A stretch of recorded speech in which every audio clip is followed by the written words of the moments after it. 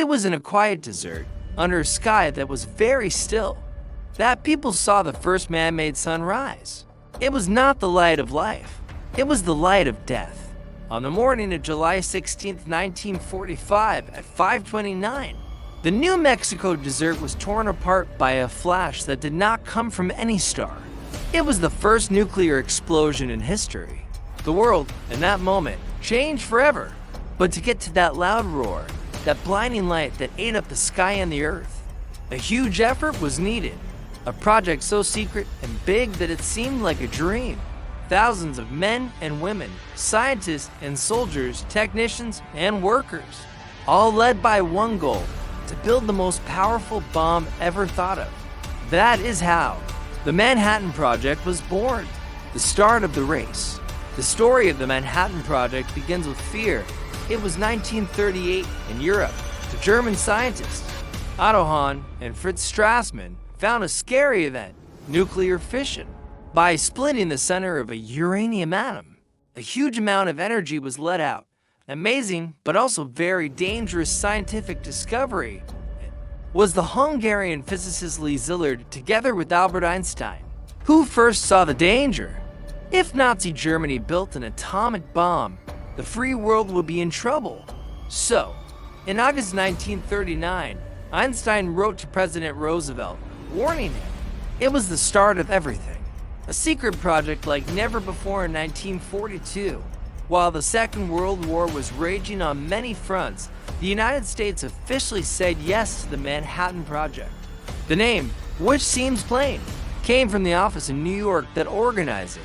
But what was about to be made was not plain at all. The project was run by General Leslie Groves, a strong, strict man who loved secrets. The science part, however, was given to a brilliant, worried, and smart young thinker, Robert Oppenheimer. Groves and Oppenheimer were an odd but very good team. One was from the army, the other from school.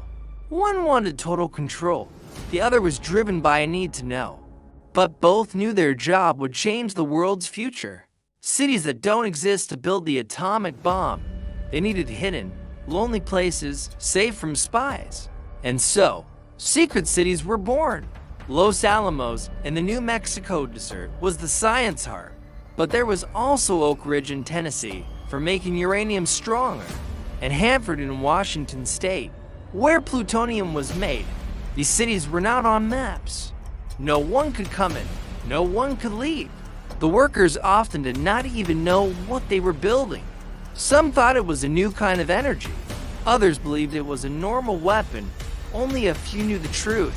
At Los Alamos, one of the biggest groups of smart people ever seen came together. Names like Enrico Fermi, Niels Bohr, Richard Feynman, Edward Teller, men who, just years before, had studied the rules of space, now tried to bend them to make the perfect weapon. The challenges of science and right and wrong building an atomic bomb was not just a science problem, it was a problem of right and wrong. How could you explain making a weapon that could wipe out a whole city in one moment? Many scientists were first pushed by their fear that Hitler would build one first. But when they learned Germany had stopped its project, some began to worry. Oppenheimer himself began to feel troubled. He saw that they were opening a door that people might never be able to shut again. But the machine was now moving.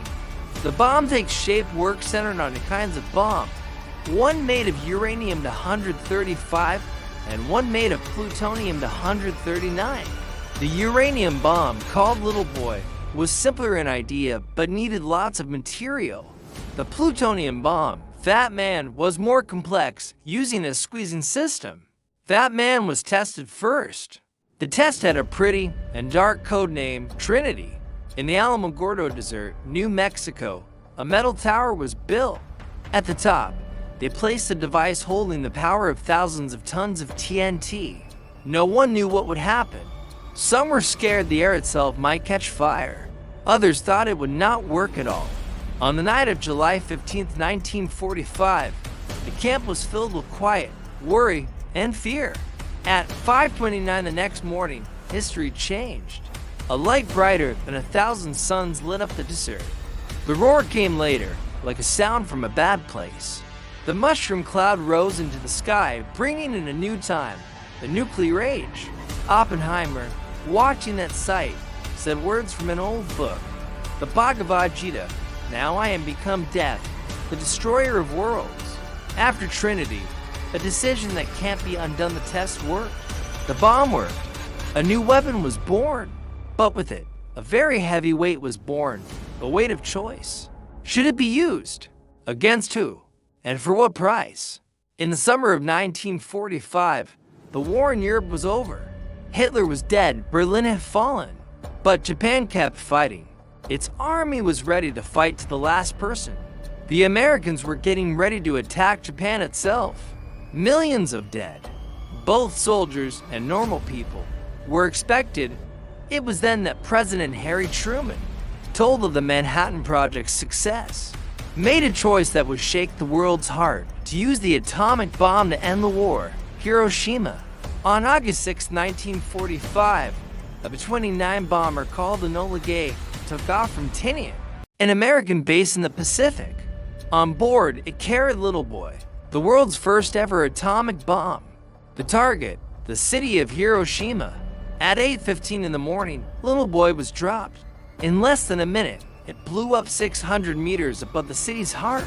The temperature at the center of the blast was over 1,000,000 degrees. The air caught fire.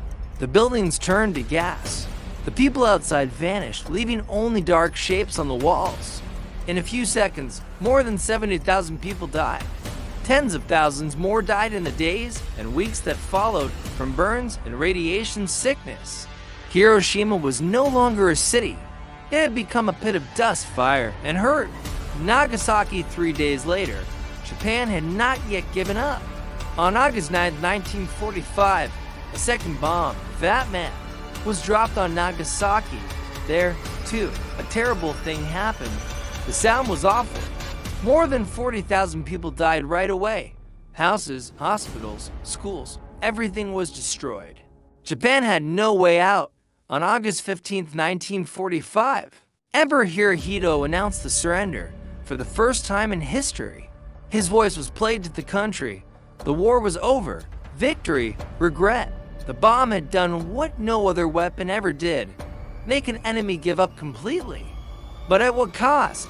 Oppenheimer went to the White House to meet Truman. He was a different, tired man. He told the president, "I feel as if I have blood on my hands." Truman, upset, said, "I don't want to see that man again." The world cheered the end of the war, but between the New Mexico deserts and the ruins of Hiroshima, a human, moral, deep sadness had also happened. The scientists of the Manhattan Project, many of whom had worked very hard, now lived with a strong feeling of guilt. The post-war period between secrets and arms races of the Manhattan Project did not end with the war. The bomb was just the start. Within a few years, the Soviet Union built its nuclear weapon. The Cold War began, a weapons race that turned the world into a hidden field of danger. Countries collected nuclear bombs that could destroy the planet many times over. They built shelters, practiced for attacks, and lived scared that a human mistake could start the end of the world. The bomb, made to end a war, had started a new time of fear. The weight of knowledge. Robert Oppenheimer was questioned by the American government during the Cold War. His peaceful ideas, his past, his worrying mind made them take away his security pass. The man who had led the building of the bomb was pushed aside. He died in 1967 with the thought stuck in his mind: science, without thinking about right and wrong, is a sword that can cut both ways. Many of the scientists from the Manhattan Project joined fights against making more nuclear bombs. They wrote letters, signed requests, spoke to the public. But by then, the bomb was in the world, and it would never leave. The legacy of fire, the Manhattan Project, was one of the greatest science projects ever done. But it was also, maybe, the darkest. It showed what can happen when the human mind figures out the deepest secrets of space and chooses to use them to destroy. The energy that holds the center of an atom together, an invisible and ancient force, was turned into a weapon, able to wipe out in a moment what nature builds over millions of years. After Hiroshima and Nagasaki, the world entered a new time, a balance of terror Peace was no longer based on talking, but on everyone being scared of total destruction. They talked about making sure if anyone attacked, both would be destroyed. No one could win, yet everyone was ready to push the button. In the name of safety, huge piles of weapons were made. Nuclear submarines, long-distance missiles, bombs with many parts. Any small war could become the end of the world. All it took was one mistake, one spark. Today, there are over 13,000 nuclear warheads, ready, active. Some are held by cruel leaders, others by shaky governments. The danger is not just in stories, it is real. The Manhattan Project ended in 1946, but the real question is still open today. Have we learned anything? Can we build a future where science helps life, not death? Can we look at the sky without being scared that one day fire will fall from that sky again? The answer is not in the labs, not in the agreements. It is inside us, in our hearts, in the way we choose to use what we know. Conclusion: the bomb changed war, but it also changed people. Since then, every government choice, every world problem, every fight has cast the long shadow of Hiroshima.